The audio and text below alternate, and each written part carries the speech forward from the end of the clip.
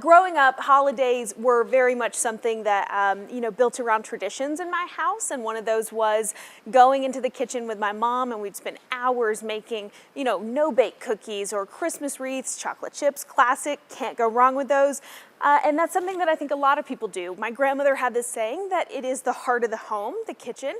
And what better way than to bake up something sweet and share it with the people that you love, whether that be neighbors or, anyone else out there. So I'm going to drop these off. Or your coworkers. Yeah, exactly. We'll just go ahead and put Yeah, exactly. Let me climb on up here and join you guys here, Yeah, having your favorite cookies. Chips. And like you said, tradition, certainly in my family as well, the holiday tradition was all baking the time, cookies. goodness. Yeah. Especially when it's cold outside. It's perfect. They're warm. You got your milk. And You're welcome at 6:30, coworker of the year, check yes.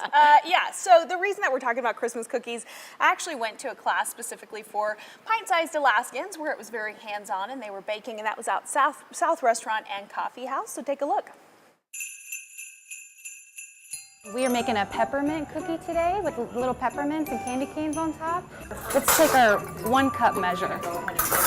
Make sure it's even. We shake it a little bit to make sure it's exact. We'll get a little more in there. All the butter's going in. So get your spoon and just scrape all that out. Let's add our sugar too. Then we'll stir it all together. This cream, it means when you cream your butter and sugar together.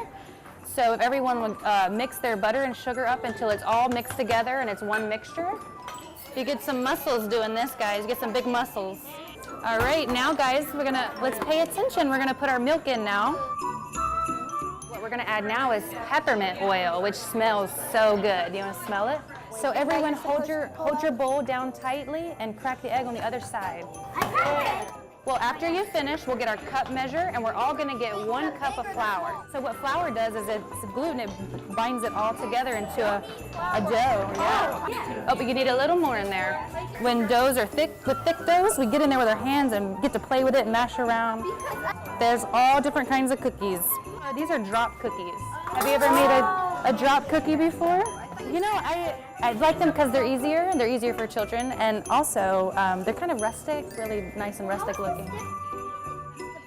Gloves get messy, we take them off, and now we're gonna spoon. Just like this, give them a little space in between each other because they're gonna spread nice and big. A little bit of peppermint.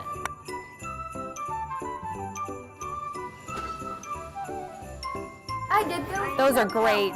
These are great, guys.